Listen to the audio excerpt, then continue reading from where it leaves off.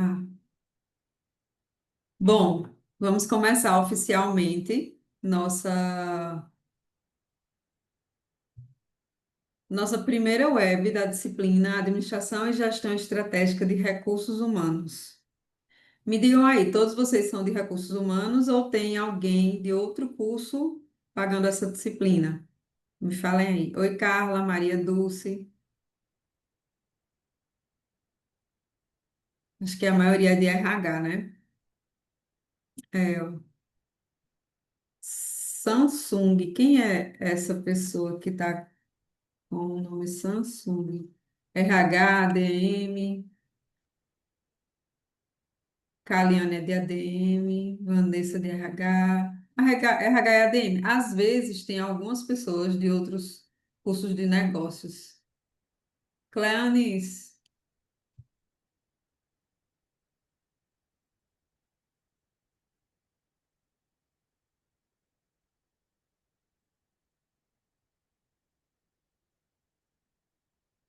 deixa eu falar com ela aqui. Clica para acessar a sala.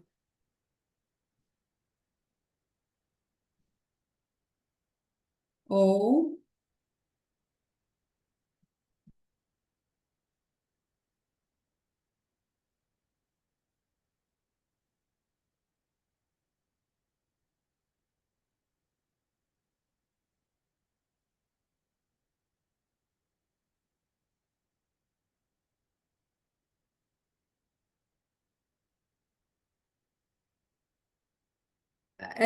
Ana Cristina, eu marquei às 8 porque eu tive essa opção, né? É 1 hora de web e até o semestre passado eu não tinha opção, era o horário blocado e estava das 19. Quando eu vi que tinha as 20 horas, aí eu coloquei as 20 horas, porque dá tempo de todo mundo chegar do trabalho, quem está trabalhando, quem está fazendo alguma coisa, dá tempo de se organizar. O que é que vocês acharam? Eu já marquei todas as webs esse horário. E aí, oficialmente, a gente começa. Vou me apresentar. Vocês podem falar de vocês também no chat. Eu abri o áudio, abri a câmera. Mona Lisa, por favor, veja meu comentário. Sou Mona Lisa, de Mossoró, RN, faço RH e estou sem acesso à matéria desde o dia 16, quando ela foi disponibilizada. Para os demais, já fiz de tudo, abri chamada. Ah, Mona Lisa, deixa eu copiar o teu e mandar para lá.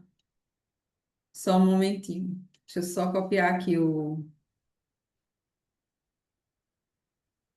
pedido dela, porque eu não consigo mexer na gestão, né? Só na aula. Mas tudo bem, vou falar, certo? Entrei através de um link enviado. Ok. Então, olha, é, a gente vai começar, né, nosso web de administração e gestão estratégica de recursos humanos. É um prazer estar aqui com vocês. Eu gosto muito dessa área de RH. Trabalho há vários anos com pessoas, gerenciando pessoas, estudo duas inteligências, inteligência emocional e inteligência espiritual.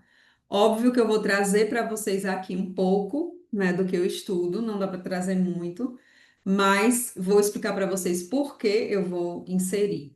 A ideia das nossas webs não é falar literalmente o que tem no e-book. O e-book está maravilhoso. Ah, que bom que vocês gostaram do horário. Muito bom, bom saber. Vou marcar esse horário sempre. Então, assim, ó, o e-book, eu não sei se vocês já leram, está muito bom, muito atual, e a ideia é acrescentar algo a mais, contribuir com algo a mais. Lógico que eu vou falar à luz do e-book, vocês vão fazer uma prova sobre ele. E, ó, Leandro está dizendo, primeira vez que eu consigo participar, esse horário é muito bom. Muito bom, também achei. E aí, a gente, sim, vou trazer, sim, né, à luz do nosso e-book, mais vou trazer algo a mais, acrescentar. Não estou dizendo que o e-book está incompleto. Eu estou dizendo que eu vou trazer a minha visão a partir da prática, daquilo que eu testo no dia a dia e que eu sei que faz muita diferença mesmo. E aí eu vou sempre deixar para vocês um material de apoio,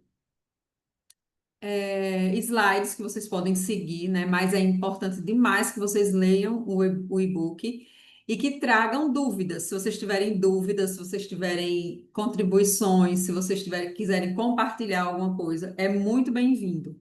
Muito bom quando todo mundo vem assistir a aula síncrona. Eu sei que nem todos conseguem, né?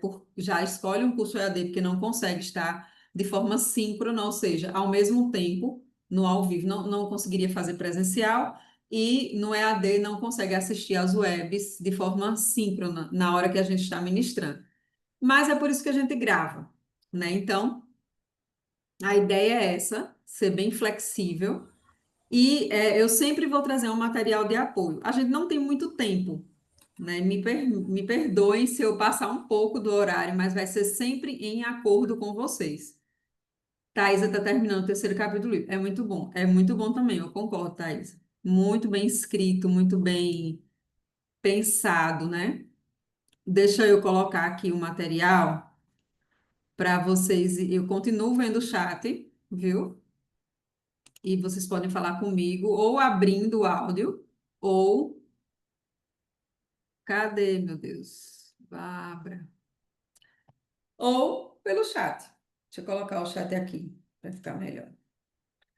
Então, na nossa web de hoje, eu vou fazer um contexto, falar sobre o contexto atual. O contexto atual de quê?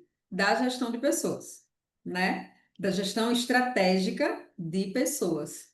Então, é bem importante essa palavrinha estratégica muda tudo, né? Configura e direciona todo o modelo mental do gestor de RH. E aí eu sei que tem estudantes de administração, mas se interessa por esta área de RH, pode se especializar nessa área, atuar nessa área, né, ter um leque de oportunidades. E os futuros gestores de RH, se especializar também em áreas que agreguem a formação de vocês. Então, é importante, muito importante isso. Mas o que é que eu trago aqui nessa aula? Cita, né, traz conceitos do nosso e-book, do nosso módulo 1. Oi, João, filho. Conceitos do nosso e-book é e-book, né? E também percepção. Positivo. Tá falando. Ah, não, sabe? Eu acho que era sem querer. Percepções do que eu testo, porque o bom da gente ler livros, teorias, né? Aprender sobre essas teorias que embasam a ciência do ato de administrar é praticar. Então, eu sempre coloquei em prática aquilo que eu leio e que faz sentido para mim. O que eu vou dizer, o que eu vou compartilhar com vocês não é uma verdade absoluta, é um ponto de vista. Vocês têm todo o direito de concordar, de discordar, de dizer, professor, eu concordo, mas penso um pouco diferente. Ou concordo, professor, faz muito sentido para mim. Tá tudo bem. É por isso que o mundo é tão mágico, é tão bom, né, de se viver e descobrir pelas diferenças. Mas falando para pessoas que, e aí quando eu estou falando comigo mesmo também, falando para pessoas que decidiram gerenciar, liderar pessoas, é muito importante isso aqui, ó. É muito importante a gente entender que primeiro é sobre mim. Antes de tudo, antes de qualquer coisa, é sobre mim. Quando eu decido, né? Quando eu decido gerenciar pessoas, quando eu decido liderar pessoas, quando eu decido fazer a diferença na vida de pessoas, trabalhar com equipes, né? Ser líder de equipes, eu primeiro preciso fazer um caminho. Thaís, é que vão te ver. É bom que você encontra a Thaís em algum lugar da vida, eu vou falar com ela.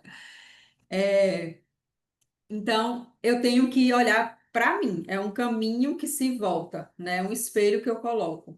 E tudo que vocês forem fazer, né? Vamos incluir tudo que nós formos fazer na vida, é importante demais o envolvimento.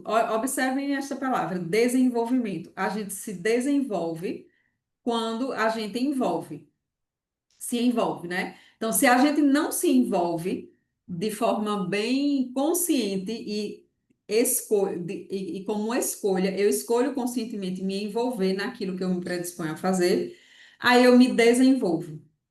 Se eu não me envolvo, se eu faço por fazer, eu cresço, porque a gente está sempre indo, né? A gente está sempre em evolução. Mas existe uma diferença entre envolvimento e crescimento. Desenvolvimento e crescimento. Eudilene, eu não comprei os livros, o conteúdo vai estar no conteúdo que vocês possam. Sim, é idêntico, é o mesmo conteúdo, Eudilene. Tanto tem lá o e-book para você baixar, quanto tem ele interativo. E aí. É importante o envolvimento. Vocês vão entender por que eu estou dizendo isso. Ao longo das nossas webs, né, das nossas 4 webs, eu sempre vou voltar para esse aspecto da expansão da consciência, vamos falar assim. E vou incluir, né, até porque tem tudo a ver, está permeado pelo nosso e-book, as inteligências emocional e espiritual de uma maneira bem assertiva, né? Por que trazer inteligência emocional e espiritual para essa disciplina? E quando eu falo inteligência espiritual, eu não estou falando de nada relacionado à religião. Não tem relação direta nenhuma com religião. Tem relação com um ramo da física que estuda o mundo subatômico, a física quântica. E é muito importante que quem decide gerenciar pessoas, quem decide fazer um curso como esse, ou seja gestão de RH, seja administração, qualquer curso que lide com pessoas da área de ciências sociais aplicadas.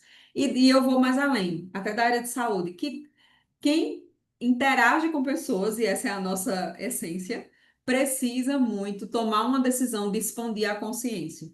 Se a gente não expande de maneira consciente, ela vai se expandindo de qualquer forma, né? Com tudo que a gente aprende todos os dias. Carla está dizendo que já consegue começar a fazer o estágio mesmo agora no segundo semestre. Ela está perguntando, né? E quanto tempo é o estágio para o curso de RH? Carla, não é obrigatório o estágio no curso de RH pelo catálogo, né? Pelas orientações do catálogo nacional. Mas é recomendado que vocês façam desde o primeiro semestre. Não vai ter aquela disciplina obrigatória, né? Estágio supervisionado, que você entrega um relatório, que você faz um seguro de vida, não vai ter aquilo. Mas tem os estágios que é importante demais que vocês comecem a testar o que vocês aprendem em sala de aula no ambiente de trabalho. Quem não está trabalhando, quem não está estagiando, testa na família, testa na vida, nas relações sociais. Christian, dizendo, está diretamente ligado à neuroplasticidade, com certeza. Envolve isso. Você está dizendo a inteligência espiritual, né? Com certeza, as duas, né? As três, que eu estou dividindo de uma maneira didática a inteligência em três. Inteligência intelectual, que é essa que a gente, quem trabalha na área tipo administração, também, seja qual for o cargo. Quem lida com pessoas, ou seja, todos os seres humanos, né? E aí eu divido a inteligência intelectual, que é aquela bem consciente nossa, que a gente aprende desde o ventre da nossa mãe, a inteligência emocional e a inteligência espiritual. Eu divido em três. A inteligência intelectual é muito consciente. Nós fazemos escolhas. Vocês estão aqui porque vocês conscientemente escolheram estar aqui. A inteligência emocional e a inteligência espiritual, elas estão no nível do inconsciente. Não vou nem dizer subconsciente. Subconsciente porque a gente tem a gente consegue, né, perceber muita coisa. Mas vou dizer no nível inconsciente. Só que ela continua existindo, ela continua pautando as nossas decisões, as nossas escolhas, as nossas realizações. Elas continuam. E elas são chamadas no mundo corporativo de soft skills. Vocês já ouviram falar muito sobre isso. Ou power skills, né? Thaisa tá aqui, é ótimo falar para alguém, Thaisa, para ver se eu estou indo num caminho e estou me fazendo entender. Carla está dizendo, ótimo, então eu trabalho como líder numa loja de cosméticos, faço um serviço financeiro. Excelente, maravilhoso. Estou fazendo estágio na RDP. Excelente, Mariana. Maravilhoso. E aí, como vou chegar em uma empresa para falar sobre estágio? Eu não sei como é teu nome, mas para você estagiar, não é isso que você está perguntando? Vocês conhecem o Peixe 30? Alisson, prazer, Alisson. O Peixe 30 é uma plataforma que você pode cadastrar o seu currículo lá e conseguir estágio. Nós temos o núcleo de trabalhabilidade que pode lhe ajudar. Tem muitos estágios à disposição. Eu vi até no quadro de aviso que vai ter um momento, né, com o núcleo de trabalhabilidade. É importante que eles fazem um trabalho maravilhoso de consultoria para fazer o currículo, de mentoria para lhe ajudar a se preparar para uma entrevista ou uma promoção, tudo. Isanilda ainda vai fazer estágio. Então, é importante se candidatar. Tem empresas que colocam trabalho conosco que você se candidata e tem um núcleo de trabalhabilidade que ajuda vocês a isso, para isso, certo? Então, tudo que eu for falar aqui, minha gente, primeiro faça a reflexão. Vou falar sempre o nome de Thaís, porque eu estou olhando para ela. Coloque sempre a reflexão. Como é comigo? Em que lugar eu estou? Sempre assim. Por quê? Quando a gente fala de soft skills e de power skills, é mais soft skills, é mais conhecido, né? Mas é tão sutil e tão poderosa quanto as expressões em inglês. A gente está falando sobre algo muito silencioso, né? Sobre algo que está no inconsciente. São essas inteligências emocional e espiritual. Sobre algo que a gente não percebe, a gente não tem consciência e que tem uma força enorme nas nossas realizações, nas nossas decisões, nas nossas escolhas. Incide de uma maneira muito poderosa. E quando a gente decide trazê-la à tona, imagine que elas estão um iceberg e que elas estão no fundo, né, que eu não consigo ver. Quando eu decido, porque só precisa que eu decida, puxar e trazer à tona, eu dou um salto exponencial de desenvolvimento. E eu vou trazer aqui para vocês, na prática, o que é que eu tenho que fazer, professora. Mesmo a gente tendo tão pouco tempo de web, né? Fiquei bem triste quando disseram que era só 1 hora de web. Mas eu vou entregar para vocês o máximo que eu puder daquilo que eu testo há mais de 18 anos. Muito mais, né? Desde que eu comecei a estudar. E que eu vejo resultados, né? Eu vejo o quanto é sutil e o quanto a gente não percebe. A gente tem um potencial enorme dentro de nós, que a gente, se tiver consciência e utilizar a nosso favor, a gente voa longe, né? E aí é importante nessa disciplina vou falar de planejamento estratégico de RH, mas de administração e gestão estratégica de RH, que a gente entenda esse contexto. E aí eu peguei, né, do nosso e-book algumas ideias que o e-book traz, e acrescentei também muita coisa que vale a pena e deve ser considerada.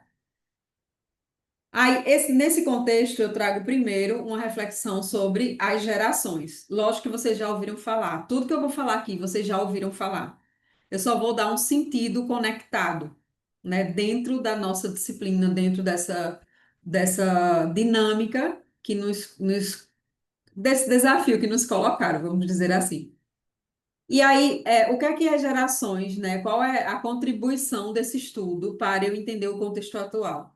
Primeiro, é, atualmente no mercado de trabalho é muito forte a interação dessas três gerações aqui, ó. Deixa eu pegar um apontador.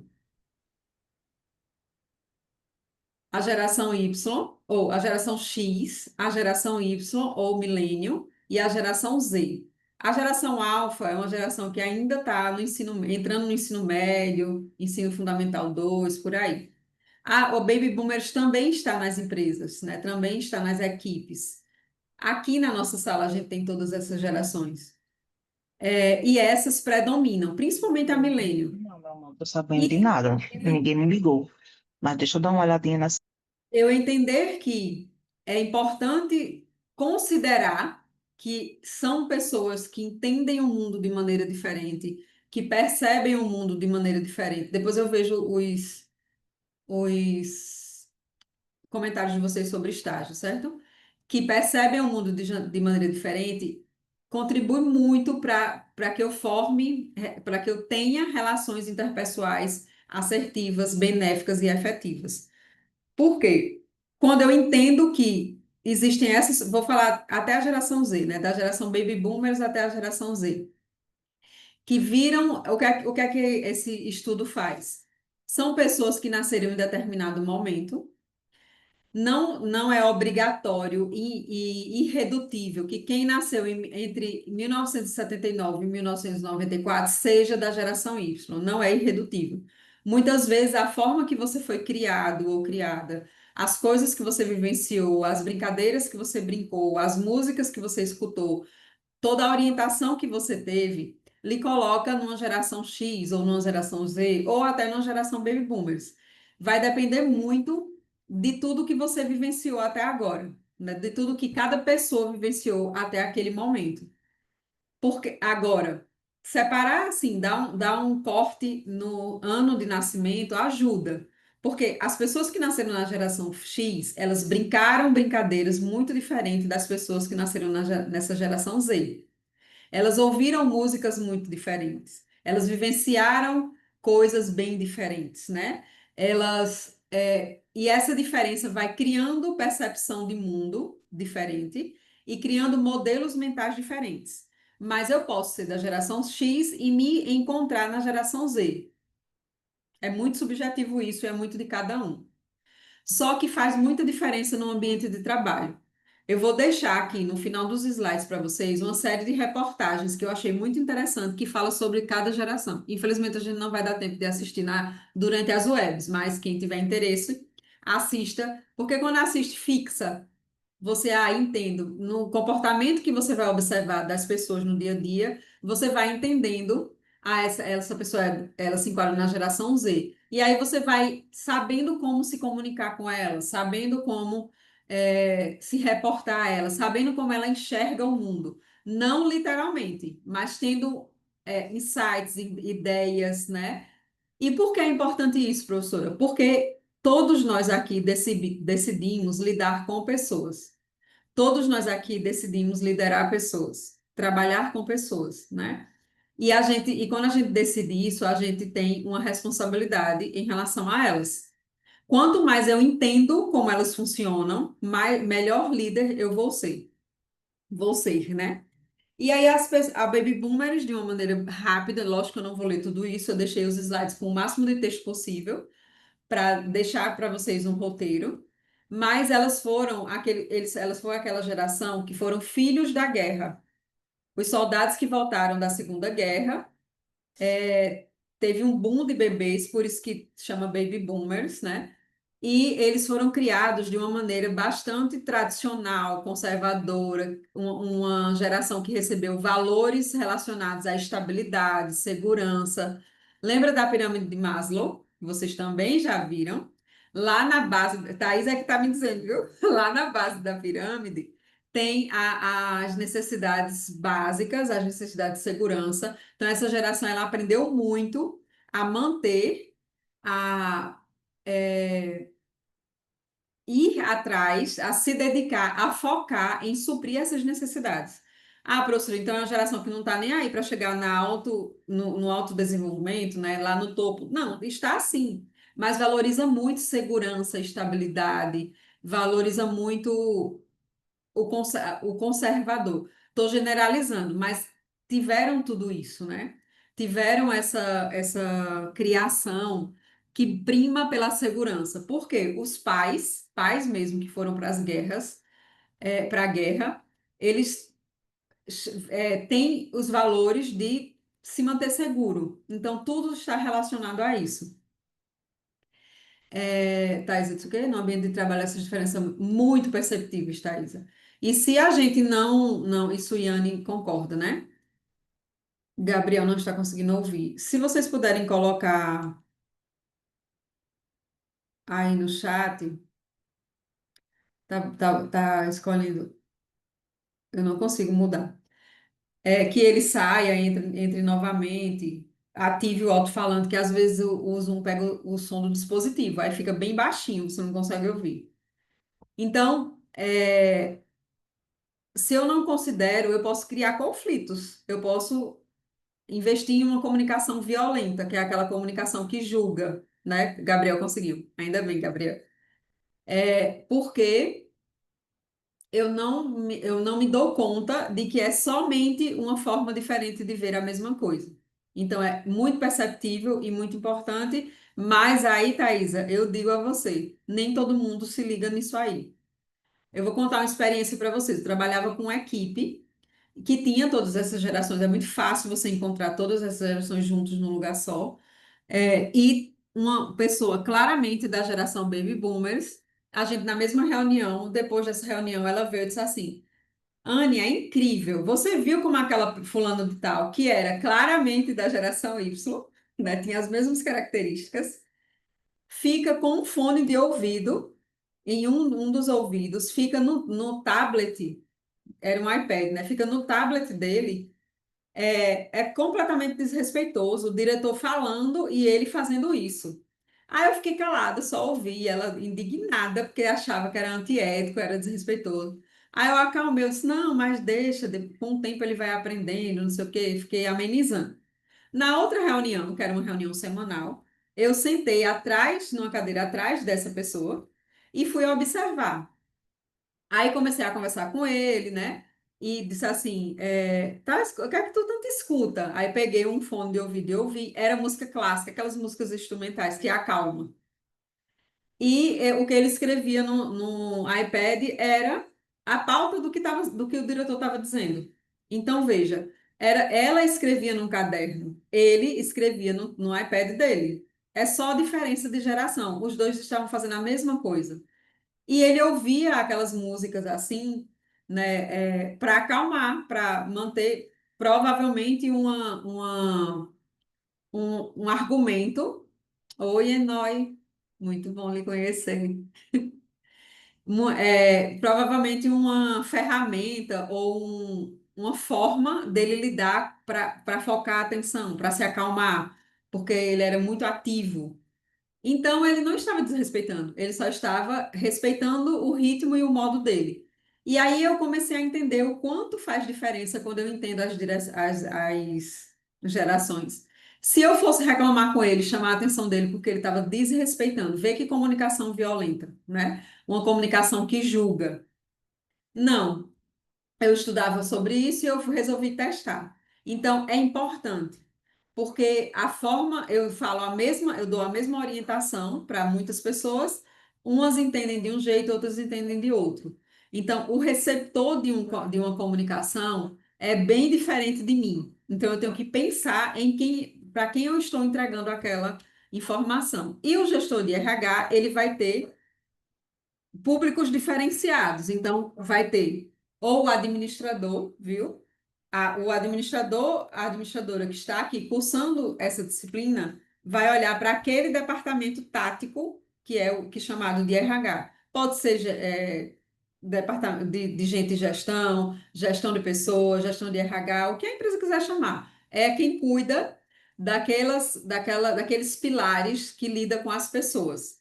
Cuida do recrutamento e da seleção, ou do RS, cuida do TID, ou treinamento e desenvolvimento, cuida do DP, ou departamento pessoal, e da parte de saúde e segurança no trabalho. Então, basicamente, o RH, ou gente de gestão, ou de gestão, se compõe assim. Então, o administrador vai olhar para aquele setor tático, né? Acho que na segunda web a gente vai falar bem mais específico sobre isso. E eu tenho um público interno, né, que são os colaboradores de uma empresa. Eu tenho a minha equipe, que está nesse setor de RH, e eu tenho os líderes dessa empresa. São três públicos diferentes. Eu posso falar a mesma coisa, mas eu falo a mesma coisa de uma maneira diferente para os colaboradores de uma maneira geral, para a minha equipe e para os líderes da empresa. E se o líder do financeiro, por exemplo, me chamar para tratar de um assunto específico, eu vou mudar a forma de falar, porque eu vou falar para a equipe financeira. Então, são pessoas. Eu tenho que entender que elas são diferentes e que elas entendem diferente a comunicação. Aqui está bem explicando direitinho, né, a evolução, a continuidade, né, disso aí. Então, essas pessoas que foram criadas de forma tão conservadora criaram uma geração mais livre, uma geração que conheceu o movimento hippie, a revolução sexual, que perdeu amigos para a AIDS, né, de uma maneira bem violenta e avassaladora, que vivenciou a TV a cores, o auge do cinema. Então, veja que são coisas diferentes que as gerações veem. E aí eu começo a formar uma concepção diferente de vida. Eles rompem com os padrões das gerações anteriores de muito conservadorismo, de vão em busca de mais liberdade, né? Uma geração mais assim, mas que também se mantém muitos anos e até se aposenta numa mesma empresa, porque foi criada por uma geração que falava sobre segurança, sobre estabilidade. Aí vem a geração Y, que é uma geração que nasce já na globalização, na computação individual, né, com aqueles computadores que, que são pessoais, né, os PCs, que não são mais aquelas máquinas que poucas pessoas operavam. Então, ela se populariza, a globalização vem, porque eu tenho contato com outras culturas, e eu tenho internet, eu tenho e-mail, eu tenho celular, eu tenho outras facilidades e consigo fazer várias coisas ao mesmo tempo e eu tenho um novo significado. É uma geração que não se importa em seguir uma carreira, não que não valoriza isso, uma carreira numa mesma empresa. É uma geração que quer se sentir útil. Ah, então a Baby Boomers e a geração X não quer? Não quer, só que encara de uma maneira diferente, ou se sentir útil, vamos dizer assim. Mas a geração Y não, se vê que não está fazendo muita diferença, ele sai. E não importa trocar de 5, 6 trabalhos no ano. Não importa, ele só quer se sentir útil, se sentir que está evoluindo e que pode ter futuro. A geração Z é uma geração 100% digital, é uma geração já que nasce já nesse contexto de redes sociais, das mensagens instantâneas, né? Que entende as pluralidades, o coletivo, uma geração que vem muito, que já está aí nos estágios, já está nas faculdades, né? E que às vezes até com a empresa sendo o líder, o dono da empresa. E é uma geração que muitos daqui são, pode ser, né, também, milênio, geração Z, mas que fizeram uma escolha admirável, que é fazer um curso de nível superior. Porque nós todos, não só a geração Z, somos de uma sociedade imediativista. Quando a gente dá um comando no computador que ele demora, a gente já fica impaciente. Caramba, computador lento. Então a gente quer tudo muito imediato. E tomar uma decisão para algo que vai demorar a ter o retorno é admirável. É uma prova de controle emocional e de foco e de que eu sei o que eu quero. Ah, professora, eu não sei ainda muito bem, não. Mas você está no caminho, porque você decidiu fazer algo que vai demorar 2 ou 4 anos para quem é de administração. É, para finalizar. Vê que longo prazo, né? E quando terminar, não terminou, começa um outro ciclo, que é o ciclo do mercado de trabalho, não mais como estágio. Sei que muitos aqui já trabalham mesmo, não fazem estágio, né? E a geração alfa, que é uma geração aí que nasceu com a internet das coisas, com a inteligência artificial. A gente vê crianças fazendo download de tudo, falando com a Alexa, dando ordem à Alexa. Muito fácil e bem diferente da geração baby boomers. Os avós deles acham assustador a forma que eles lidam com tecnologia, né? E eles criam e-mail, entram em Instagram, criam o próprio e-mail. Se não sabe, vai ver tutorial, e desenrola na tecnologia. Então, percebem o mundo de uma maneira diferente. E aí, seguindo a nossa. Eu estou observando a hora, viu, minha gente? Ai, meu Deus. Seguindo a nossa lógica, né, de pensamento para falar do contexto, a gente traz no nosso e-book também fala do mundo VUCA, que vocês também já devem ter escutado falar, que é um mundo que se caracterizou durante a Guerra Fria, principalmente pós-Guerra Fria. Aqui vocês veem, ó, tá vendo? E o VUCA é o acrônimo das palavras em inglês, que é um mundo que se caracteriza por ser volátil, incerto, complexo e ambíguo. Deixou de ser assim? Não, não deixou de ser assim. Principalmente com a pandemia. A pandemia trouxe essa sensação novamente. Vou ler o que tu está falando, Rafael. Alfa é a próxima. Já vi só o finalzinho. E aí, continua. E a pandemia trouxe essa sensação. Por que essa sensação se caracterizou, né, nesse contexto de sociedade mundial? Porque a Guerra Fria era uma guerra meio incerta, complexa, ambígua. Como é que duas fontes de poder, né? Duas economias podem estourar a qualquer momento uma guerra e é muito complexo de entender, incerto, porque a qualquer momento eles poderiam iniciar a Terceira Guerra Mundial, e ambíguo porque qualquer dos lados que iniciasse ia também se matar. É algo meio louco de entender. Mas isso voltou à tona com a pandemia, né?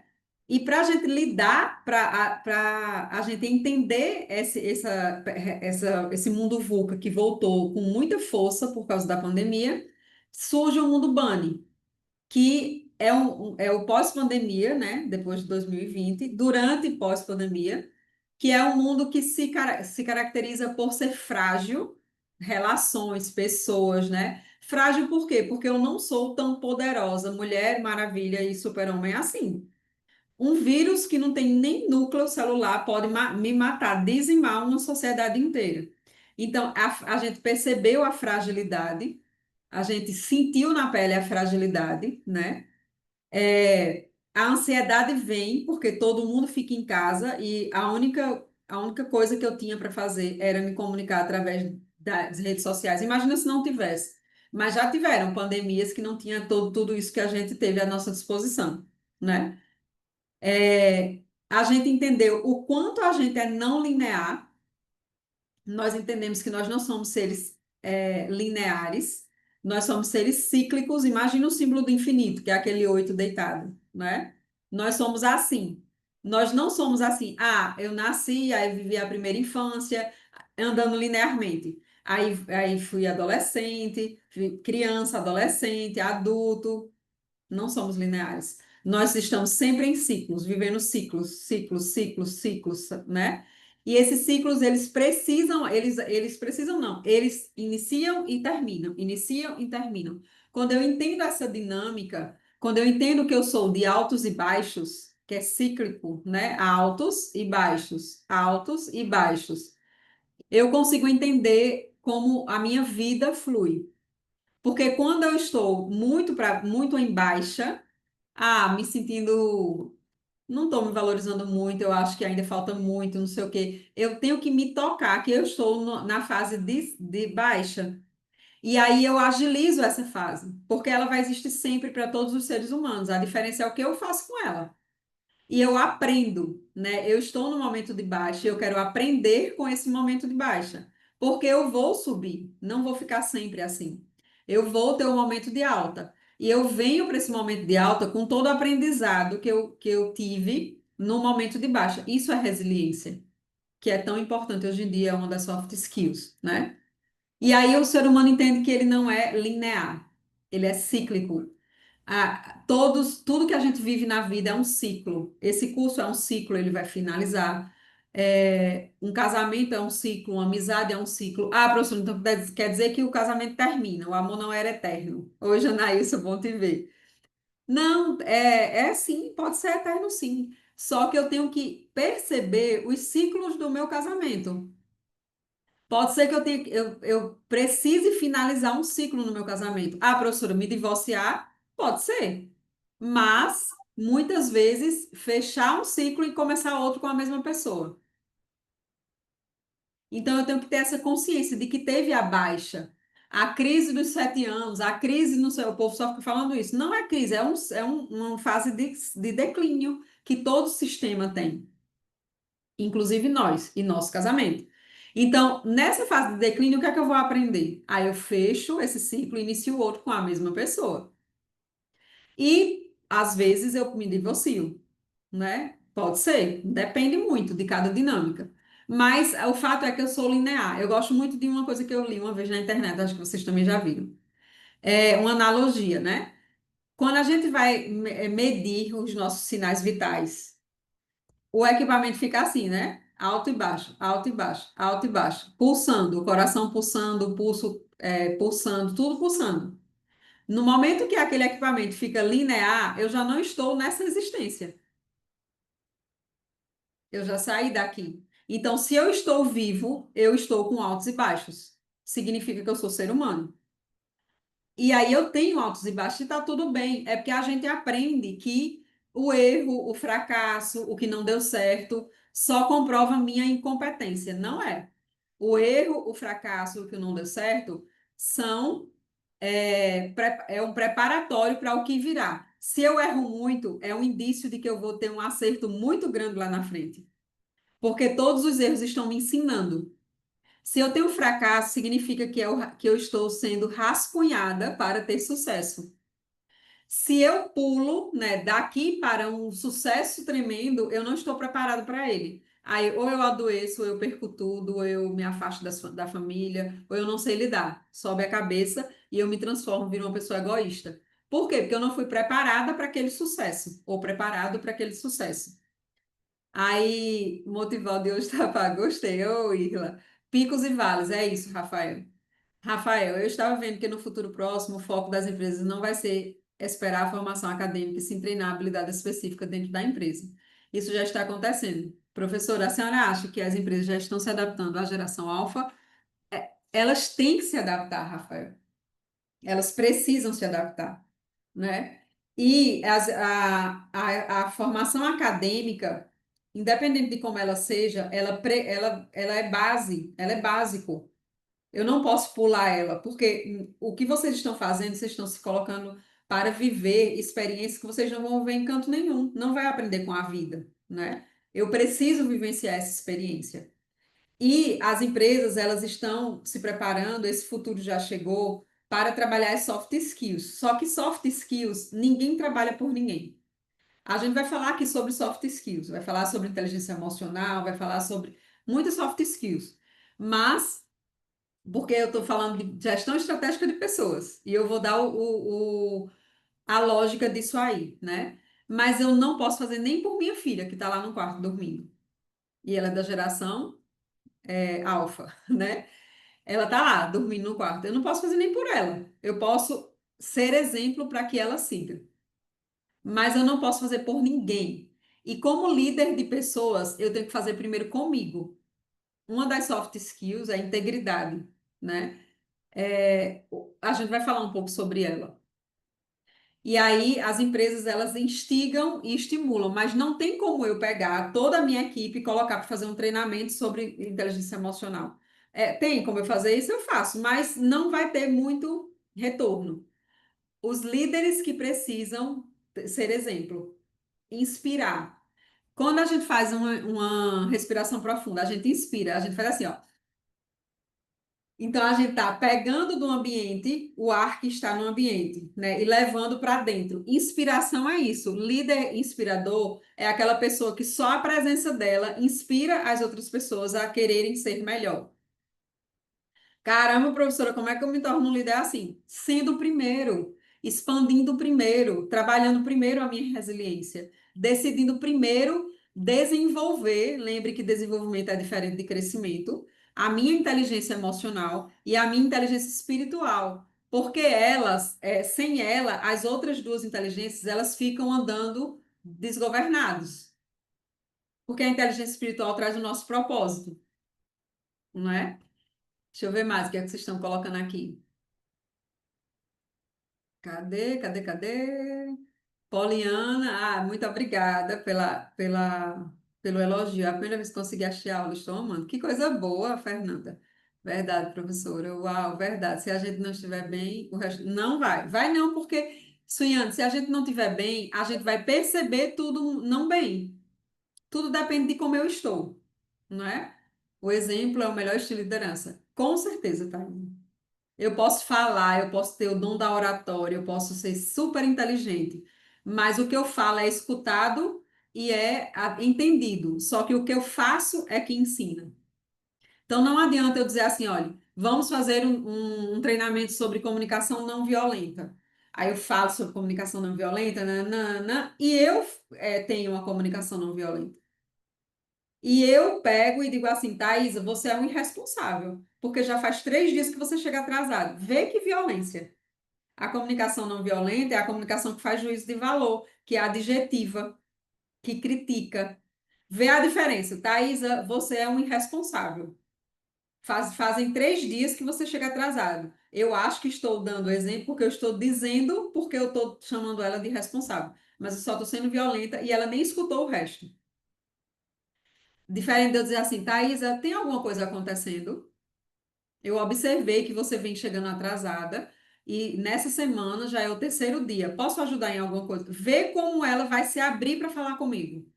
Porque eu não acusei. Essa é a comunicação não violenta, né? De Marshall Rosenberg. A gente vai trazer aqui porque eu vou falar sobre inteligência emocional. Oi, Luiz, muito obrigada. É, para quem já trabalha com RH. E incompreensível por quê? Porque nós somos seres sistêmicos. Vê como é bem mais profunda essa palavra, incompreensível aí. É, não é o que se fala, e sim como você fala, Júcia. É, veja como a gente, como é incompreensível esse mundo, porque nós somos seres sistêmicos, nós somos seres cíclicos, nós não somos seres lineares, né? E quando eu digo que nós somos seres sistêmicos, é que nós somos seres que a gente vai falar sobre o pensamento sistêmico, e eu vou voltar a esse exemplo, mas nós somos formados. Vocês lembram do átomo que a gente estudou no ensino fundamental?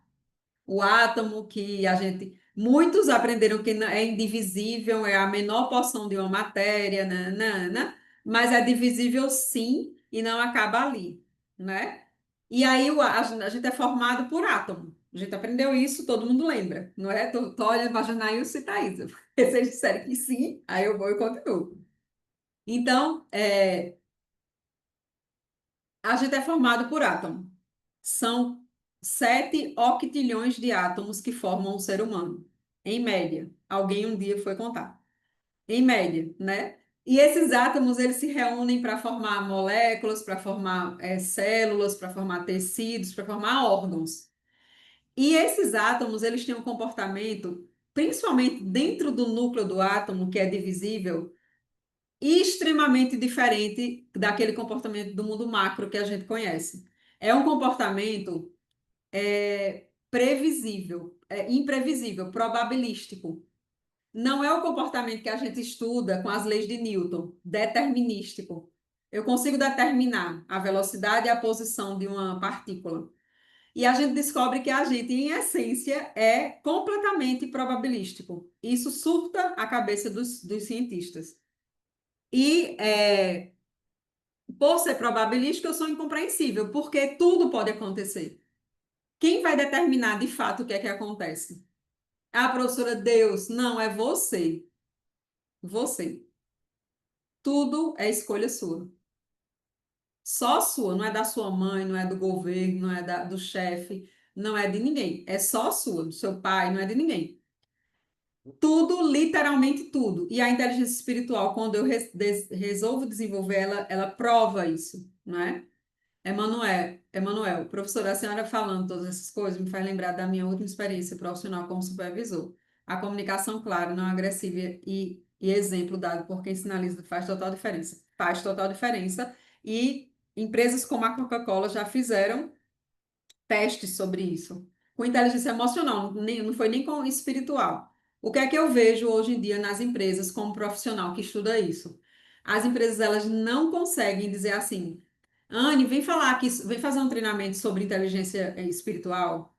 Elas falam assim, vem fazer um treinamento sobre inteligência emocional com visão quântica, porque espiritual remete muito à religião, né? E a religião não tem relação nenhuma com a espiritualidade.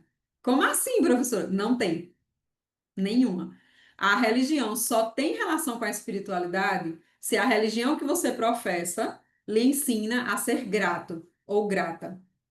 Se lhe ensina mais a ser grato ou grata. Todas as doutrinas têm os dois lados. Tem a ensina a ser grato, a agradecer, mas também ensina a ter medo de pecar.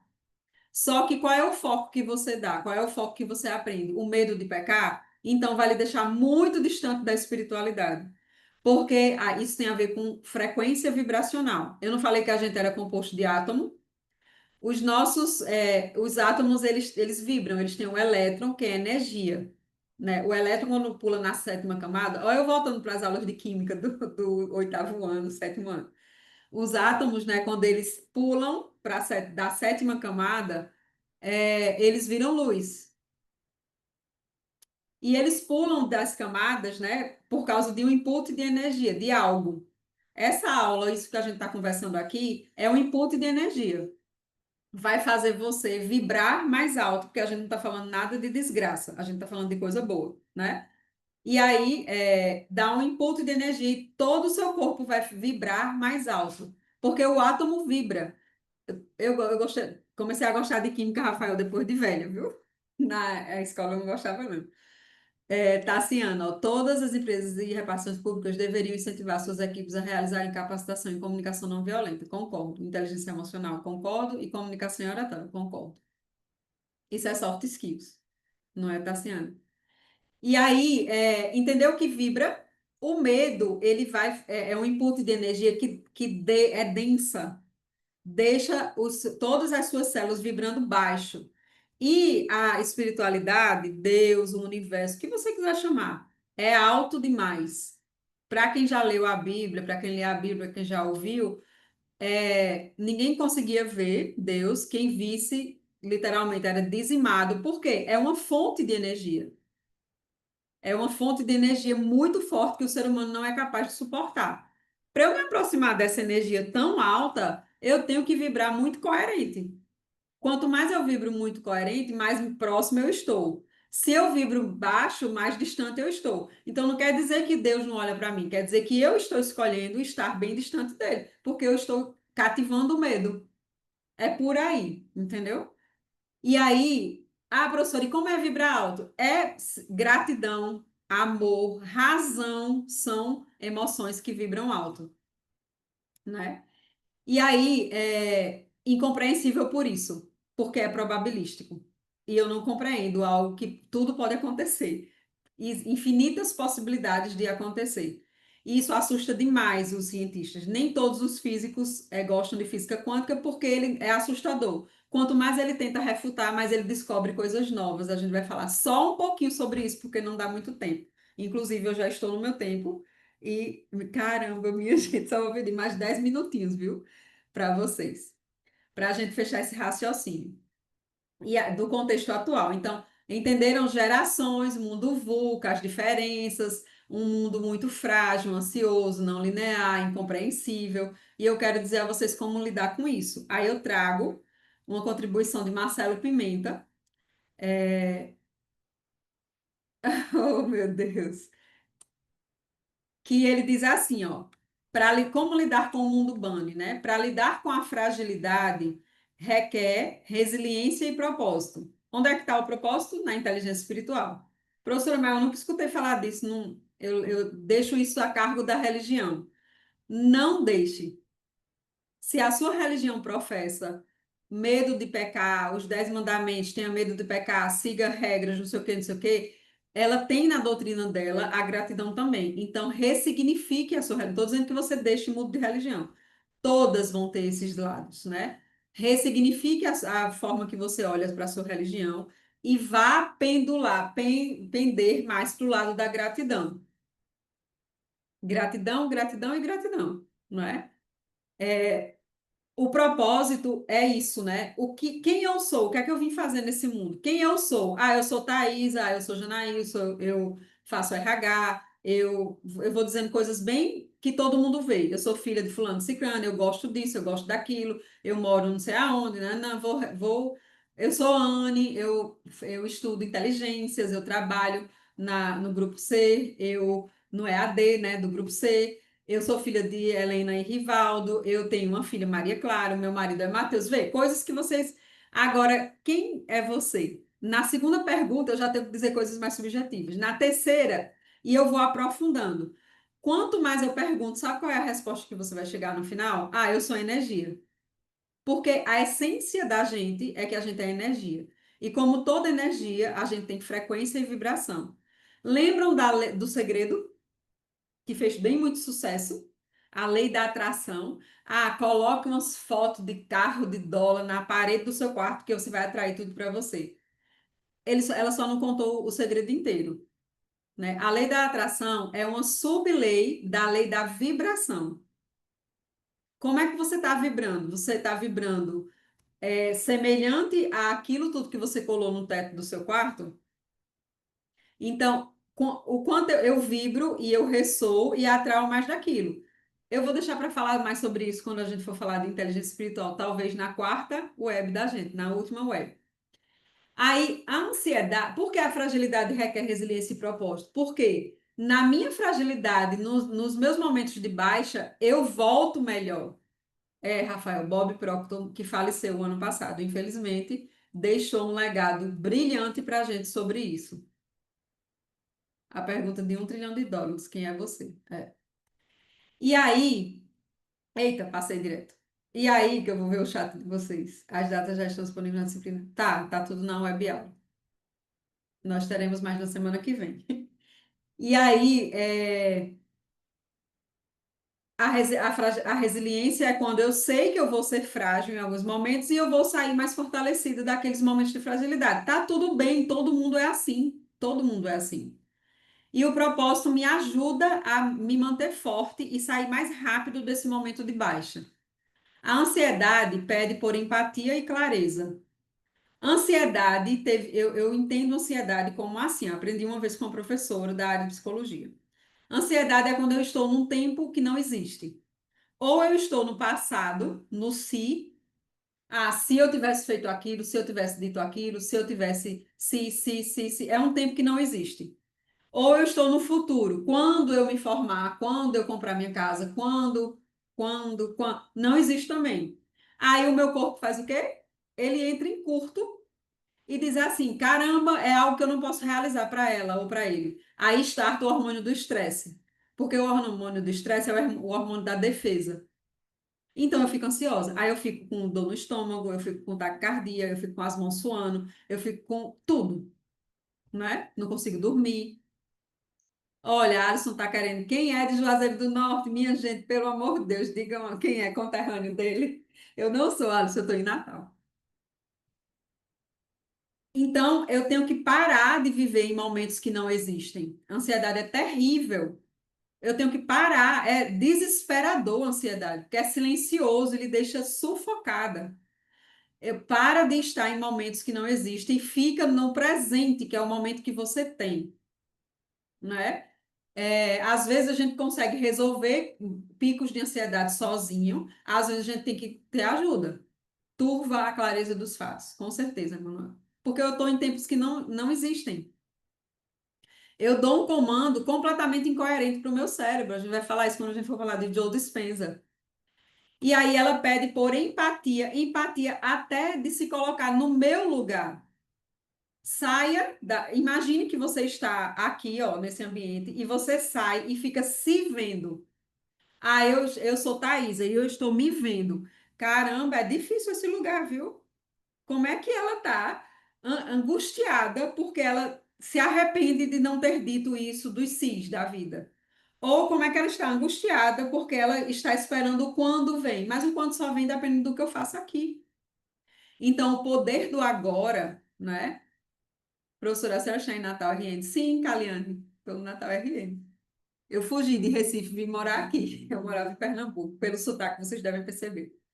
E aí, eu tenho que estar no agora. Se eu estou nessa aula de RH, que inclusive já terminou, né? Já era para terminar, falta 1 minuto, mas eu vou pegar 10 minutos de vocês. Se eu fico aqui de plena consciência, mindfulness, já ouviu falar, né? É o agora, eu estou agora. Se eu vou beber um copo de água, eu me concentro naquela água.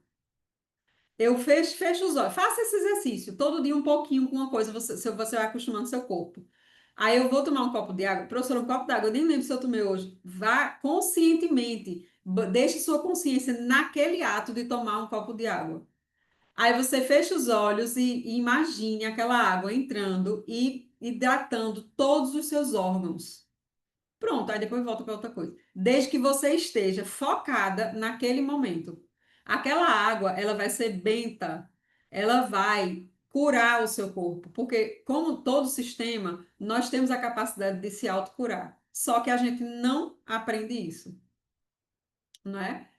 Eu trabalhava muito com gente da área, com pessoas da área de saúde e uma grande amiga minha, ela coordenava a área de saúde e eu coordenava a área de humanos. Aí ela vivia doente, estressada, ansiosa, angustiada, com pânico. Aí ela, vou tomar agora o remédio, vou tomar esse remédio aqui para que era Rivotril que ela colocava embaixo da língua. Para eu me acalmar, não sei o que, eu tenho que me acalmar, minha dor de cabeça tem que passar, não sei o que. Eu disse, vem cá, é, esse remédio vai te acalmar, tua dor de cabeça vai passar e tu vai ficar mais focada. Por que tu tá dizendo isso? Porque foi isso que você mandou o remédio fazer. Quando a gente toma um Dorflex, a gente diz o quê? Ah, eu vou tomar um Dorflex porque eu tô com dor de cabeça. Eu tô dizendo o que é que o remédio tem que fazer, curar a dor de cabeça. Porque se eu não disser, ele não vai saber, ele vai entrar e vai para onde? Quem comanda sou eu, entendeu? Ai, que cólica, vou tomar um remédio para cólica. Aí você toma. Aí vai curar a cólica, porque você comandou. Não é que o remédio é eficaz. É que você está dizendo o que é que ele tem que fazer. Então eu preciso aprender, né? Mona Lisa, depois eu vou ver aqui vocês. Então, a empatia e a clareza, né? Veja o que, acho que quem foi que disse que a ansiedade turva, Emanuel, veja o que Emanuel disse, turva a clareza dos fatos. Então, a ansiedade pede por isso, por você buscar isso. A não linearidade exige agilidade e adaptabilidade. É o que eu já falei. Eu sou um ser que vai cair, que vai declinar. E aí eu entendo que eu tenho esses momentos e tá tudo bem, todo mundo tem, né? Eu tenho esses momentos e aí eu vou agilizar que ele termine logo e vou me adaptar a essa condição e vou aprender. Porque um segredo que eu vou contar para vocês. Quando acontece uma coisa ruim que eu tenho que aprender, se eu não aprender, a vida vai me mandar de volta para uma situação bem semelhante.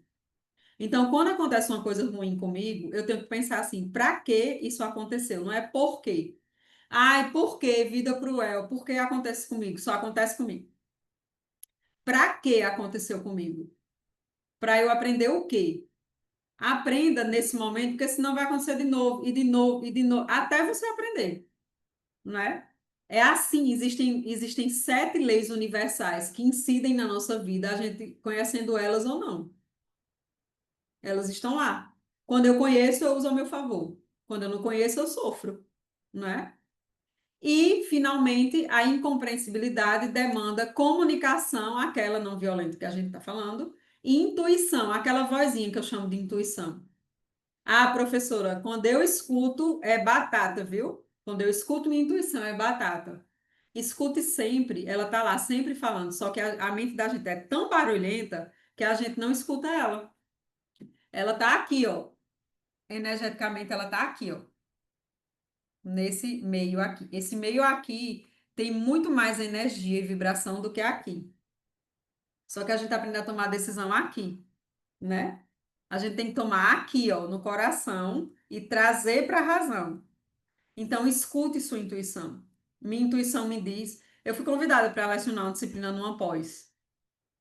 Desde ontem, o coordenador está me aperreando. E aí, e aí? Aí eu disse assim: olha, eu não vou pegar esse módulo, porque não é a minha formação, é psicopedagogia. Eu estudo sobre isso, mas eu não sou formada. Não é a minha formação. Então, eu não acho que é esse momento de eu pegar, de eu assumir essa disciplina. Tem outras pessoas, psicopedagogas, bem mais preparadas que eu, que podem contribuir. Não, Anne, mas eu quero você. Eu disse, não, eu não vou. Eu escutei a minha intuição, não é? Então, escute cada vez mais a sua intuição. Ah, professora, como é que eu escuto? Só para 10 segundos do seu dia, fecha os olhos. Quando você fecha os olhos, você se desconecta com esse mundo que a gente percebe como externo. Respira profundamente. A respiração profunda é a tecnologia mais avançada que existe. Ninguém nunca vai conseguir desenvolver uma tecnologia mais avançada do que essa. Respira profundamente e aguarda que venha a resposta. A resposta vem, não é? Faça isso hoje antes de deitar. Feche os olhos um pouco, respira profundamente e se concentre na sua respiração, o ar saindo e o ar entrando. E para você ser uma pessoa bem altruísta, aí você respira, né?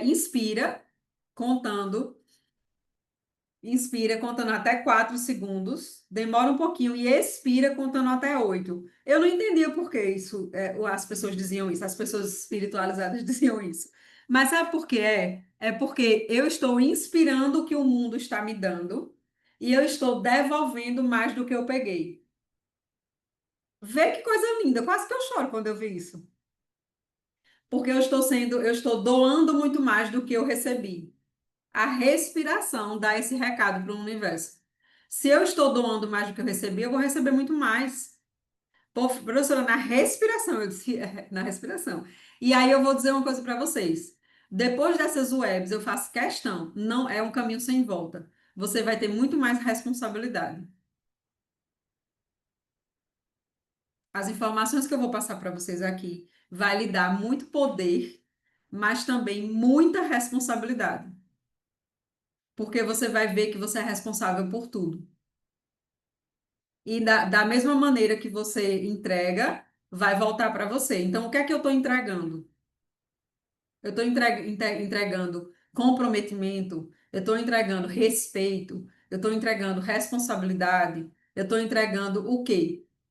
Porque eu vou receber mais daquilo que eu estou entregando. Volta, é em bumerangue, né? Eu cultivo fofocas, eu cultivo alguém falando de outra pessoa e a outra pessoa não está, eu vou receber mais disso. É porque é só um fato, não é vingança. É só porque eu recebo mais do que eu dou. Se eu planto uma semente de maçã, eu não vou receber só a semente de volta, eu vou receber um pé de maçã com milhões de maçãs várias vezes, né? Então é a mesma analogia. Ixi, Maria, como vocês falaram, minha gente. Jesus amado, daqui a pouco eu vejo aqui. Eu adoro isso, mas eu já passei muito da aula, até dos 10 minutos que eu te pedi, a você já estou passando. Mas deixa eu finalizar. Outra coisa que eu quero trazer nesse contexto atual, não vai dar tempo de ver tudo, mas eu começo a outra aula fazendo isso, certo? É o que Jaqueline Weigel traz. Ela é especialista, né, em comportamento humano e ela estuda futurologia, ou seja, cenários futuros. Olha o que ela diz, ó.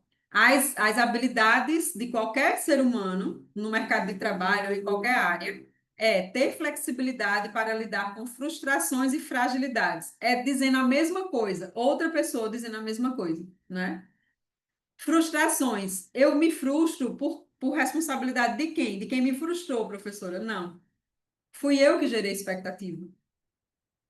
Se eu gero expectativa em relação à Thaisa, eu vou me frustrar. Ela não tem responsabilidade nenhuma, porque ela está sendo ela, né? Então, eu tenho que parar de gerar expectativas nos outros e passar a gerar expectativas em mim. Eu mesma vou me frustrar, porque pode ser que eu gere uma expectativa muito alta e não consiga, mas a frustração, ela é responsabilidade inteira minha. Não é da minha mãe que não me criou só trabalhar. Ela me frustrou, sinto muito. Não é, né? E fragilidades porque eu sou um ser humano frágil. Enquanto ser humano, eu sou frágil, todos são, e eu tenho que saber aprender a lidar com isso. Então, é flexibilidade para lidar com isso. Se eu enxergo a frustração desse jeito, eu paro de sofrer.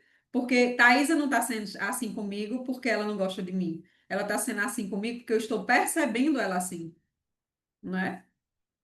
Outra coisa, autoconhecimento e autonomia para lidar com ansiedade. O que é ansiedade? O que é que me deixa ansiosa ou ansioso?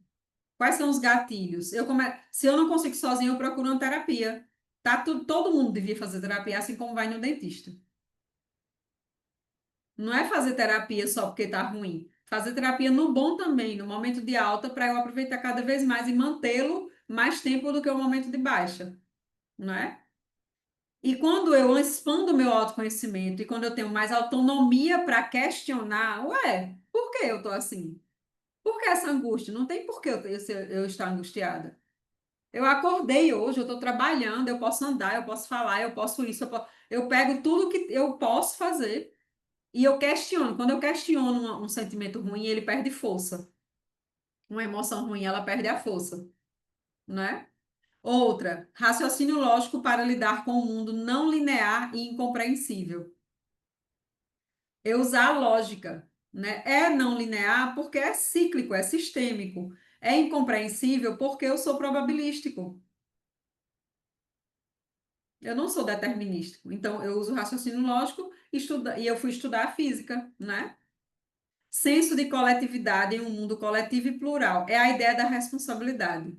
Eu não estou separado. Eu aprendi que eu sou separada do outro. Não, nós somos uma onda única de energia. Então, o que eu penso, o que eu falo, o que eu sinto, o que eu faço, vai interferir em todo o universo, em tudo que existe, em tudo que há.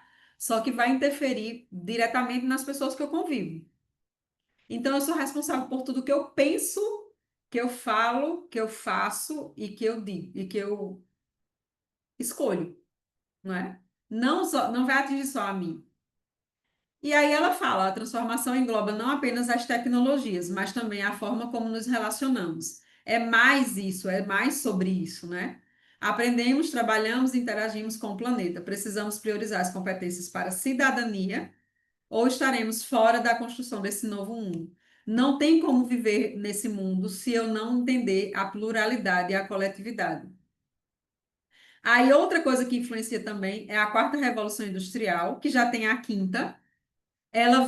Essa quarta revolução industrial, ela vem acompanhando a evolução da indústria, a maneira que as pessoas vivem e a maneira que as pessoas percebem o mundo foi impactada por essa evolução aqui, né? Lembrem dos feudos, a agricultura de subsistência passa a ter excedente e passa a vender esse excedente. Eu estou dando um salto grandioso na história. E aí aparece a figura do comerciante que passa a pegar os excedentes dos feudos e vender e trocar e vai para a cidade e eu começo a máquina a vapor me dá mais agilidade na produção desses excedentes a indústria se configura, as cidades se configuram, né? A máquina a vapor revoluciona, porque ao invés do meu familiar receber a notícia de que uma criança nasceu 15 anos depois, porque alguém vai andando ou a cavalo, ela vai receber mais rápido, porque vai de trem a notícia, né? Aí depois surge a eletricidade, a gente domina a eletricidade, agiliza mais ainda as coisas, muda a configuração da percepção de mundo e da sociedade. Aí vem a computação, mais ainda, porque eu consigo ver através daqui um parto em tempo real no Japão, que está do outro lado do mundo. Então, isso muda muito a percepção de vida, de mundo. A quarta é a inteligência, né, que são as coisas trabalhando por mim. A inteligência, a robotização das coisas, agilizando por mim, trabalhando por mim. Só que não para aí, tem a quinta revolução industrial, né? A quinta revolução industrial, ela se configura por essas máquinas aqui, essa robotização aqui, trabalhando em prol do ser humano. A IA é que é bem característico da quinta revolução industrial.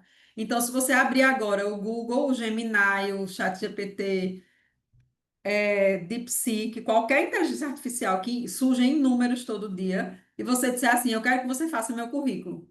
Ela faz em 30 segundos. Eu não preciso perder meu tempo digitando o meu currículo. Ela faz. Eu não preciso perder. Ah, professora, então eu não vou perder meu tempo fazendo um trabalho. Não perca. Bote na inteligência artificial, só que leia. Entenda por que ela falou aquilo. Até porque ela ainda é meio burrinha. Ela coloca umas coisas nada a ver no meio. E aí você tem que intervir, né? Então, assim, utilize a seu favor. A IA ajudando o ser humano a utilizar isso aqui a seu favor. Na indústria 4.0, o ser humano vinha trabalhar, foi substituído por muitas máquinas e a gente agilizou muito a nossa vida com a tecnologia. Aqui, essa tecnologia passa a nos servir na indústria 5.0. Aí é que se configura soft skills e tudo mais, porque o que é que nos diferencia do robô? Emoções e criatividade. Nunca o robô vai ter isso. Nem vai conseguir sentir emoções e nem vai conseguir ser criativo, a não ser que eu ensine, né? Ele traz várias opções, mas isso não é criatividade. Ah, professora, é criativo, porque eu botei um slide para fazer, ele fez muito mais bonito do que eu. Mas eu tive que alimentar ele para fazer isso, não é? E aí, na prática, eu não vou ler, mas deixei para vocês, significa o ser humano com mais tempo disponível para ser criativo, para pensar e para interagir. É subestimar demais o ser humano, botando ele para fazer tarefas repetitivas e rotineiras. A inteligência do ser humano é muito alta para ficar presa nisso aí. Eu tenho que colocá-lo para pensar, né, para criar. Então, surge a customização, o aumento do lucro, a máquina agilizando o trabalho. Então, mas o robô tirou muitos empregos repetitivos e rotineiros. Eu tenho que direcionar a minha energia e a minha inteligência para coisas mais complexas, mais grandiosas. Aqui são os pilares da indústria 4.0, todos nós já conhecemos, né? É só um esquema para dizer o que é isso tudo em prol do ser humano. Veja o robô ensinando a ela. Ele está servindo a ela, né? Mas, ó, computação em nuvem a gente conhece, Big Data a gente conhece, dados em nuvem disponíveis para a gente fazer o que quiser com eles. A manufatura aditiva, que a gente conhece mais como impressão 3D, é incrível, até prédios eles estão imprimindo. Eles imprimem tênis, sapato, é, próteses, ossos para fazer imprime tudo. Tudo que você quiser, eles imprimem. Integração de sistemas, nós estamos nessa aula porque existem vários sistemas integrados, por isso a gente está aqui. Robotização, né? Os robôs substituindo o ser humano na atividade rotineira e repetitiva. A simulação em alta, a cibersegurança, a internet das coisas, né? A Alexa fazendo tudo por mim, ligando a luz, avisando, me lembrando, me acordando, fazendo tudo por mim. A realidade é aumentada. E tudo isso em prol do ser humano caracteriza a sociedade, a indústria 5.0. Aí eu vou finalizar aqui, né, na Sociedade 5.0, mostrando para vocês uma evolução. Professora, por que tudo isso na disciplina de administração e gestão de recursos, estratégica de recursos humanos? Porque eu tenho que entender o contexto. Onde é que está localizado tudo isso que eu vou ter que planejar estrategicamente, né? Existia uma evolução, nossos ancestrais, eles viviam, né? As pessoas da nossa família lá de trás, eles viviam nas cavernas, os homens saíam para caçar e as mulheres ficavam em casa cuidando dos filhos. E essa sociedade 1.0, ela foi caracterizada pela caça.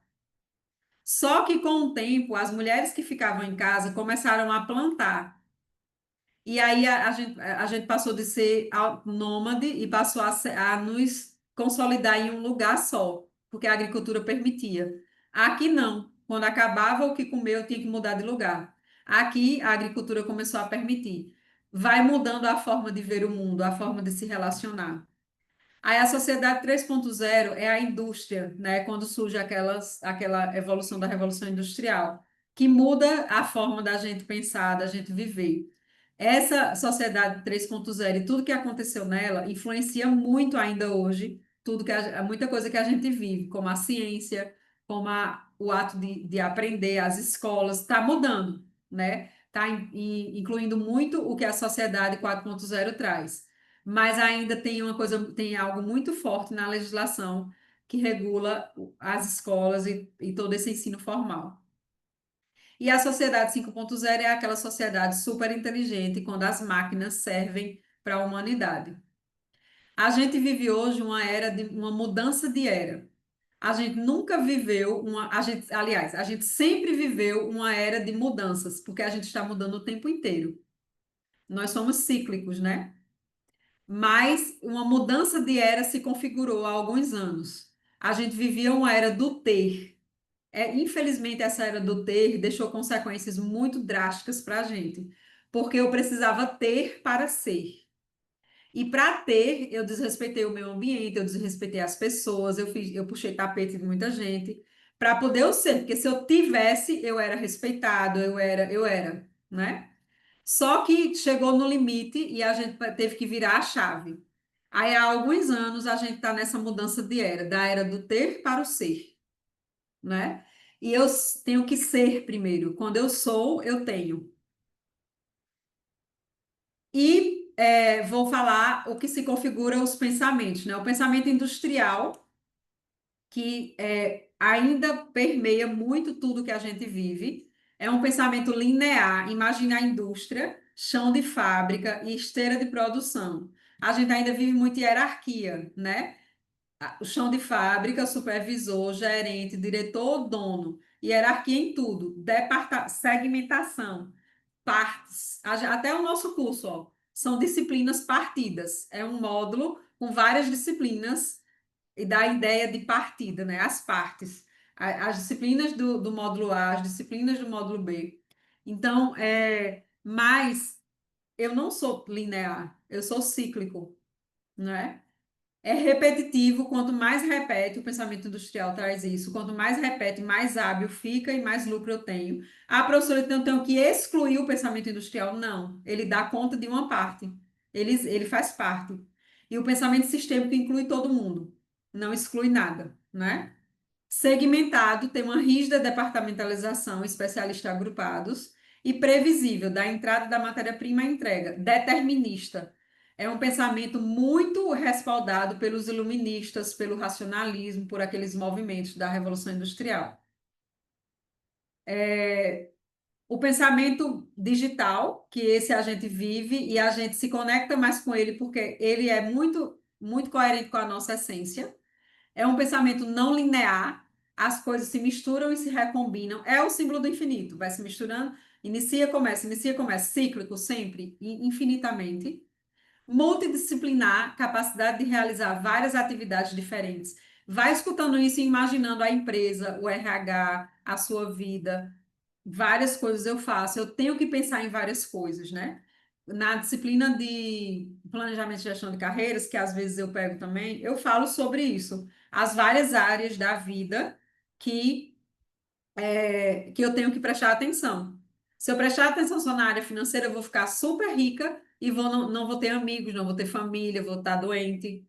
Eu tenho que pensar em várias áreas. Conectado, ligado em rede e exponencialmente imprevisível. Ou seja, eu aprendo, desaprendo e reaprendo todos os dias. Eu aprendo, desaprendo e reaprendo todos os dias. Está tudo bem. O que eu aprendi não é a verdade absoluta. Tem algo a mais. Eu desaprendo e reaprendo todos os dias. O pensamento beta, né, que é aquele pensamento do fazer constante, da melhoria contínua. Então, eu faço hoje, eu dou o meu melhor hoje, mas eu sei que amanhã eu estarei melhor. É um pensamento que diz que a melhor forma de encontrar soluções é com o sistema em movimento. Então, hoje eu tenho esse projeto, professora, é o meu melhor de hoje, e eu vou startar ele. É começar com o que você tem e vai melhorando ao longo do processo. É um pensamento muito coerente com essa área de TI, com toda essa dinâmica que a gente vivencia hoje. E o pensamento sistêmico, que eu não vou falar sobre ele agora, eu vou falar na nossa próxima aula. Mas, para falar do pensamento sistêmico, a gente tem que falar de Descartes e de todos os seus conterrâneos, né? Vamos dizer assim, conterrâneos não, de todos os seus pares. Descartes, tinha como propósito de vida buscar a verdade absoluta. René Descartes, que fala a frase: penso, logo existo. Ele queria racionalizar, por isso que ele criou o racionalismo. Não só ele, todas as pessoas junto com ele, mas ele simboliza esse grupo, né, de pessoas. E vejam que não aleatoriamente, os livros mais famosos dele é Discurso do Método e Meditações e Metafísica para encontrar razão, tá vendo? Ele fala sobre a preocupação que ele tinha de comprovar a verdade através da ciência. E o ponto de partida dele era buscar a verdade absoluta. Assim surge o pensamento cartesiano mecanicista, o qual respalda toda a nossa criação, todas as nossas experiências nas instituições sociais nas quais a gente faz parte. É um pensamento muito, muito necessário, só que ele sozinho não dá conta, e eu vou mostrar para vocês. A frase penso, logo existo é dele, vocês já ouviram isso. Significa muito, significa que eu sou um ser humano porque eu penso, eu existo porque eu consigo pensar. Foca muito na razão, por isso que hoje a gente pensa, decide mais por aqui e não no coração, não é? Isaac Newton consolida o pensamento determinista, cria o que hoje a gente conhece da física moderna.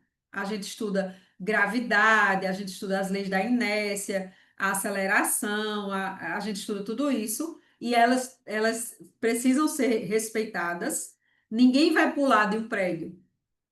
Ninguém é louco de pular. Ah, é probabilístico, professora. Tanto eu posso morrer, mas eu também não posso morrer. Não existe a lei da gravidade. Ela é uma lei universal tanto quanto a outra.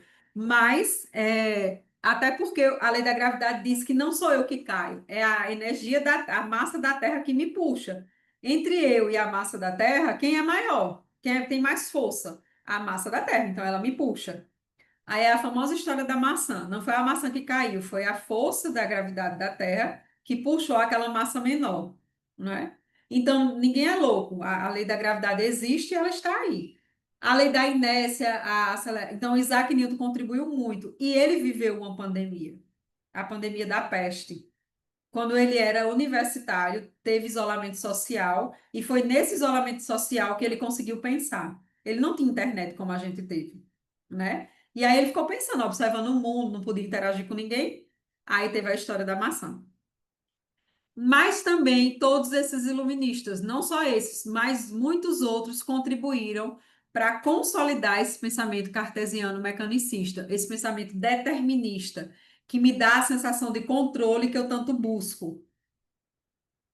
Só que tem muito mais aí, né? O que caracteriza o pensamento cartesiano mecanicista é isso, ó.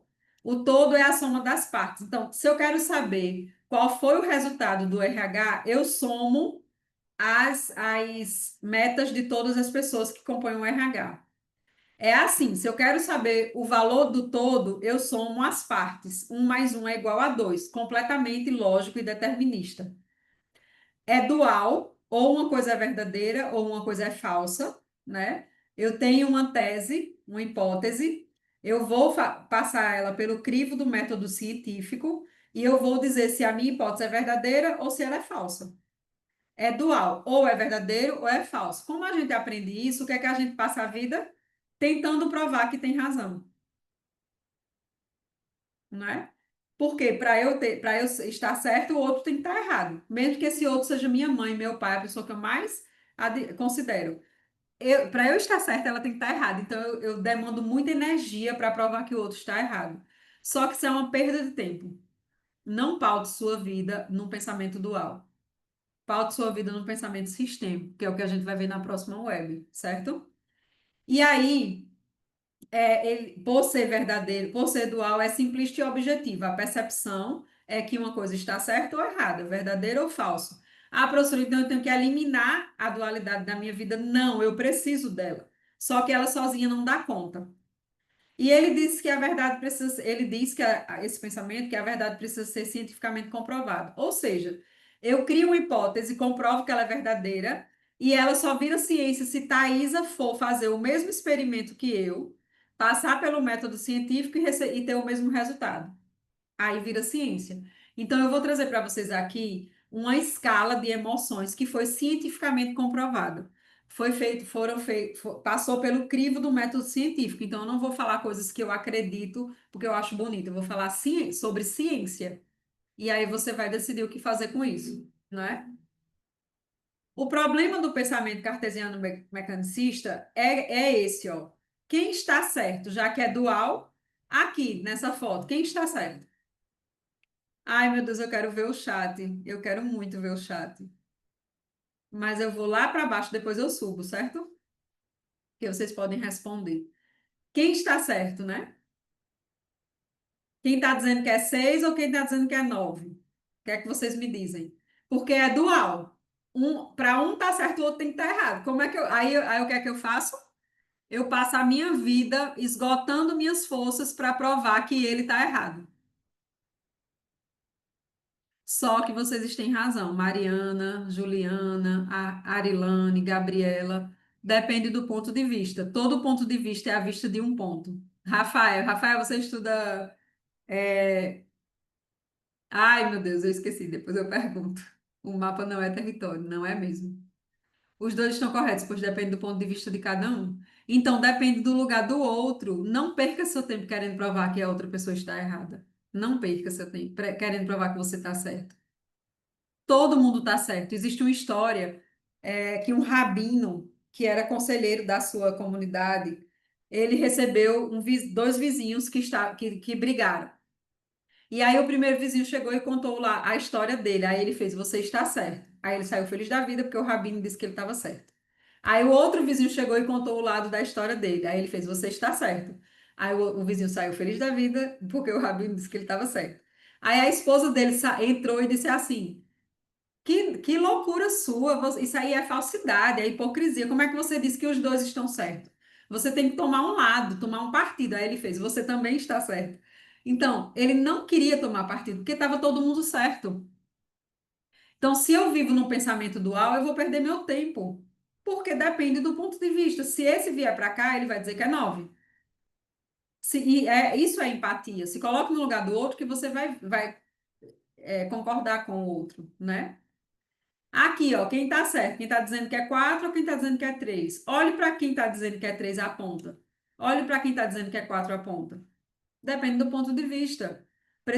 Gabriela, precisamos ouvir os dois lados. Aliás, os infinitos lados da mesma história. Porque se tiver cinco pessoas numa mesma história, vai ter cinco versões diferentes. E tá todo mundo certo, né? E aqui, quem tá certo? Depende para onde eu olho, não é? Aí eu finalizo nossa aula de hoje com esse exercício aqui. Não vai dar para fazer agora, mas ele é bem pequenininho. É, eu vou colocar esses slides no Ava, né, para vocês baixarem, fazer o que quiser com ele. E se vocês forem fazer, Rafael, tu tá dizendo eba por causa do final da aula, é? Eu vou falar igual a senhora. E tá tudo bem, Gabriela. Isso é tão leve, né? Tá tudo bem. Eu entendi, Rafael, tô brincando. Aí é assim, ó. Se vocês forem ver antes da próxima aula, vejam primeiro essa parte. É bem curtinho, são segundos. Vejam primeiro essa parte e fale o que você viu. Depois você vê essa. Não veja tudo, para depois ver o terceiro. Para a gente ver o quanto a gente tem que expandir a nossa percepção, certo? Aí eu paro por aqui. Eu quero ver os slides ou o chat de vocês.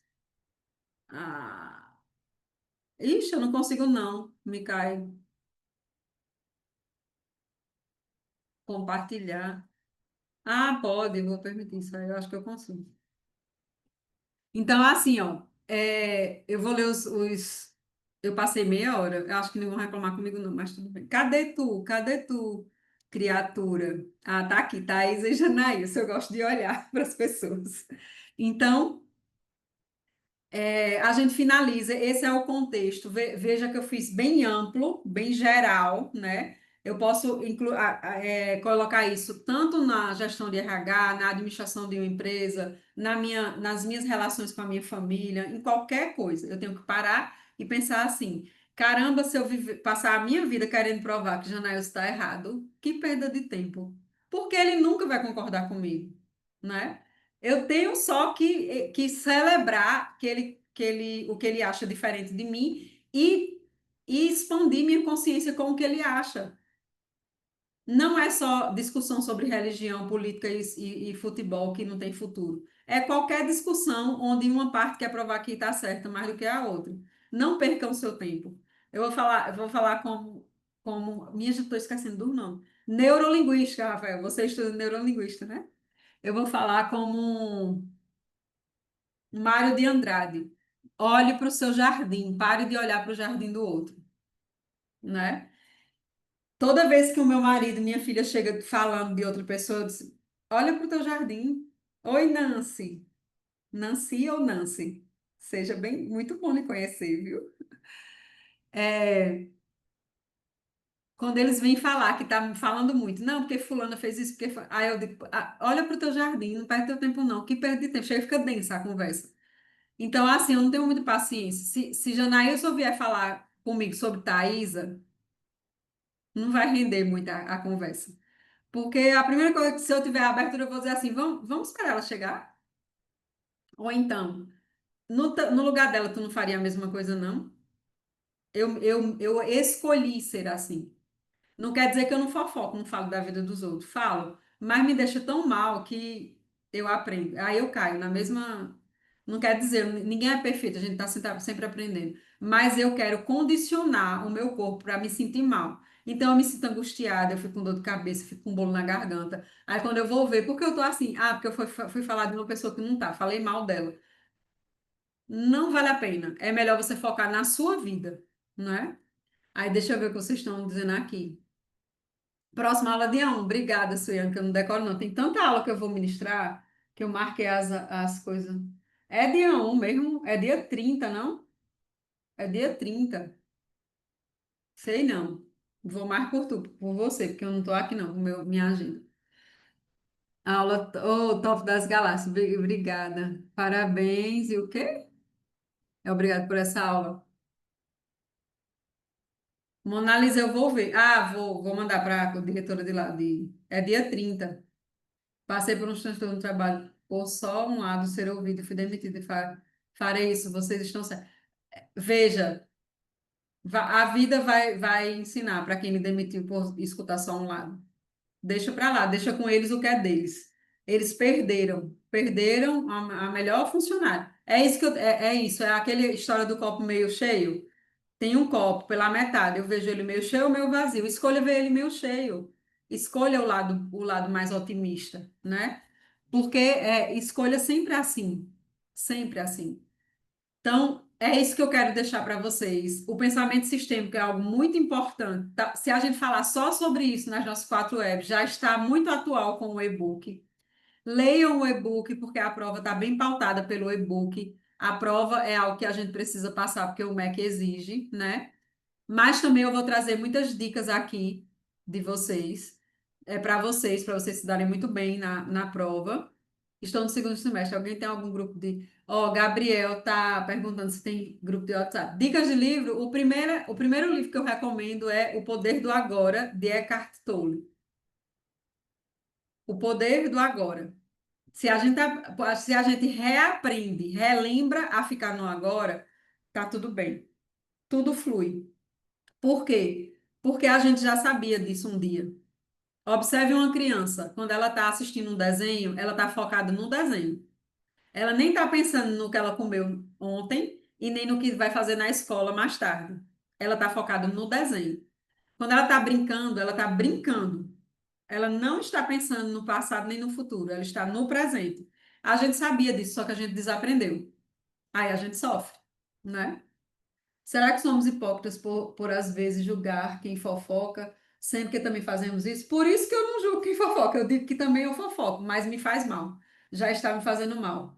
Ou apenas nosso estado de espírito do dia que não estava bom para fofoca. Eu quero, Odilene, que não esteja nunca, mas eu não vou mentir para mim mesmo. Não é nem para vocês, é para mim mesmo. Tem hora que alguém vem fofocar e eu escuto e eu digo, menina, foi mesmo. Eu devia barrar, né? Mas assim, eu tô conseguindo aos poucos. Minha mãe diz assim: Ah, Ana, é muito chato falar contigo, porque você é muito monossilábica. Eu disse, mãe, a senhora tá falando de uma pessoa que não tá aqui, que eu não conheço. Eu vou falar o quê? Eu só vou dizer, aham, foi mesmo. Eita. Eu vou falar o quê? Eu não vou falar sobre o que ela fez. Eu sei lá o que ela fez, eu sei lá quem é ela, onde é que ela tá.